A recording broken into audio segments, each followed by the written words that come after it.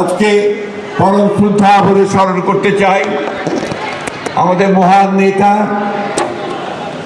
স্বাধীনতার ঘোষক, বহুদলীয় গণতন্ত্রের রূপকার এবং আধুনিক বাংলাদেশের রূপকার শহীদ প্রেসিডেন্ট জিয়াউর রহমান সাহেব।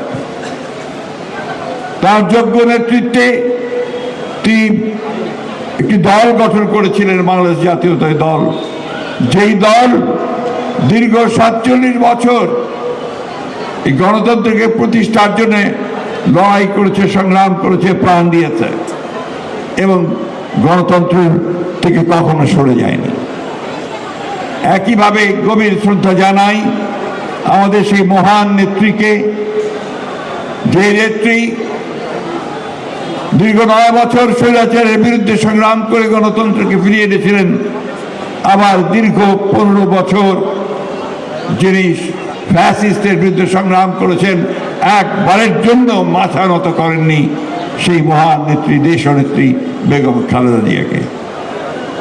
আমি আজকে অত্যন্ত আশা নিয়ে, ভরসা নিয়ে এই দেশের মানুষ যার দিকে তাকিয়ে আছেন গণতন্ত্র প্রতিষ্ঠার জন্য, আমাদের সেই তরুণ নেতা জনাব তারেক রহমানের প্রতি আমার শ্রদ্ধা জানাচ্ছি, সম্মান জানাচ্ছি এবং আজকের এই সম্মেলনে আমরা এই প্রতিশ্রুতি দিচ্ছি যে তার নেতৃত্বে আমরা আগামী দিনে গণতন্ত্রকে আরো শক্তিশালী করব। আমি আগেই বলেছি যে আজকে এখন আমি বড় বক্তব্য রাখবো না, আমি শেষ করব। আজকে আমাদের যে সমস্ত নেতাকর্মীরা দীর্ঘ কয়েকদিন পরিশ্রম করেছেন, অক্লান্ত পরিশ্রম করেছেন, তাদের প্রতি আমি আমার শ্রদ্ধা জানাচ্ছি।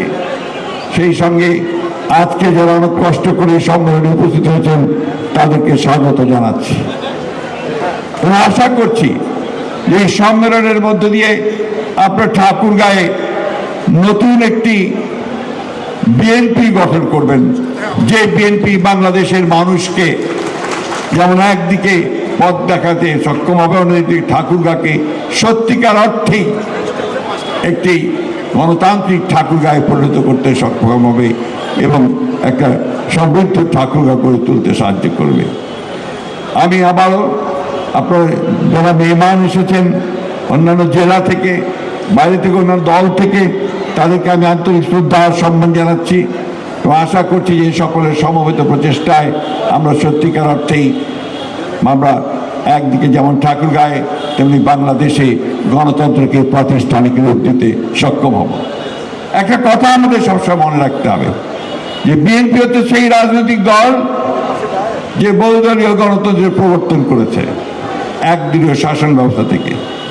বিএনপি হচ্ছে সেই রাজনৈতিক দল যে রাজনৈতিক দল আমাদের মিডিয়ার স্বাধীনতা নিশ্চিত করেছে। বিএনপি হচ্ছে সেই রাজনৈতিক দল যে শহীদ প্রেসিডেন্ট জিয়াউর রহমানের ১৯ দফাকে কেন্দ্র করে দেশনেত্রী বেগম খালেদা জিয়া ২০১৬ সালে ভিশন 2030 নতুন একটি বাংলাদেশের রূপকল্প দিয়েছিলেন।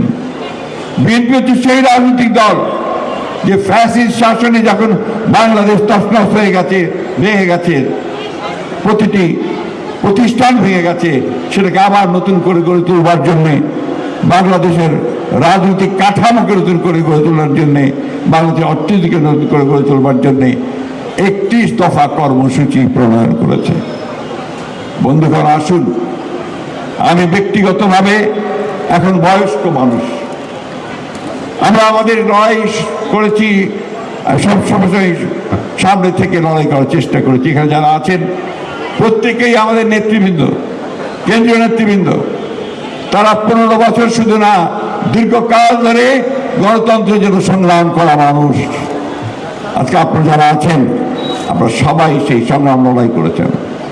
এই সংগ্রাম ও লড়াইকে সত্যিকার অর্থেই বাংলাদেশের কল্যাণে, বাংলাদেশের জনগণের কল্যাণে কাজে লাগানোর জন্য আমরা রাজনৈতিক দল বিএনপিকে শক্তিশালী করি। আজকে এই সম্মেলনের মধ্য দিয়ে আমাদের প্রত্যাশা সেটাই।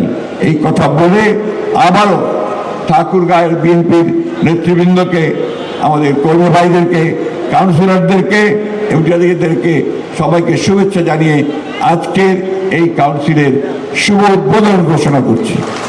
একটি কথা শুধু বলে নিতে চাই, আপনারা নিশ্চয়ই সবাই জানেন যে আজকে আমাদের এই কাউন্সিলে আমাদের ভারপ্রাপ্ত চেয়ারম্যান তরুণ প্রজন্মের নতুন গণতান্ত্রিক নেতা যিনি আমাদের দিক নির্দেশনা দিয়েছেন জনাব তারেক রহমান সাহেব বিকেল 3:30টায় আমাদের মাঝে এসে উপস্থিত হবেন এবং আমাদের মাঝে বক্তব্য রাখবেন।